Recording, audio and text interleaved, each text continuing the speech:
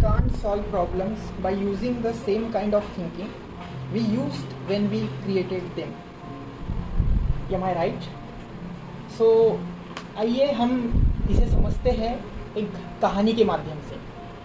यह कहानी है एक 10 साल के बच्चे की जिसे बहुत जटिल बीमारियां हो गई थी, जैसे कि माइग्रेन और नेफ्राइटिस। इतनी पुरानी बीमारियों से वह जूझ रहा है और दवाइयाँ ले रहा है, और उसके मन में भी एक उसका खुद के साथ एक बातचीत चल रहा है जिसे हम सेल्फ टॉक कहते हैं, और जो कि self talk destructive self talk है। डिस्ट्रक्टिव सेल्फ टॉक मतलब वह यह सोच रहा है कि इस बीमारियों के लिए मैं कितने दिनों से दवाई ले रहा हूँ। दूसरा, उसके मन में कंपैरिजन आ रहा है कि मैं इन बच्चों के जैसा खेल नहीं पा रहा हूँ। और तीसरी बात यह कि उसके बारे में बार बार सोचकर उसका प्रॉब्लम कम नहीं हो रहा है, वह बढ़ते जा रहा है। तो ये जो चीज़ें उसके साथ हो रही है उसे बहुत दिनों तक के समझ में नहीं आ रहा है।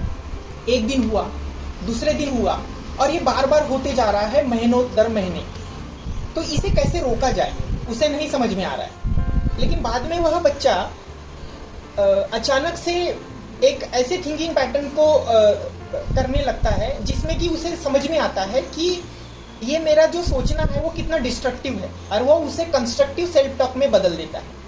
कंस्ट्रक्टिव सेल्फ टॉक मतलब कि क्या हुआ, मैं अपने घर के बालकनी में बैठकर अगर से ऐसी चीज़ें सोच रहा हूँ, तो इस सोच को वह बदलने लगता है धीरे धीरे, और ये सोचता है कि क्या हुआ मैं नहीं खेल सकता, क्या हुआ मैं न खेलकर मैं यहाँ पे खाली पीली बैठा हूँ।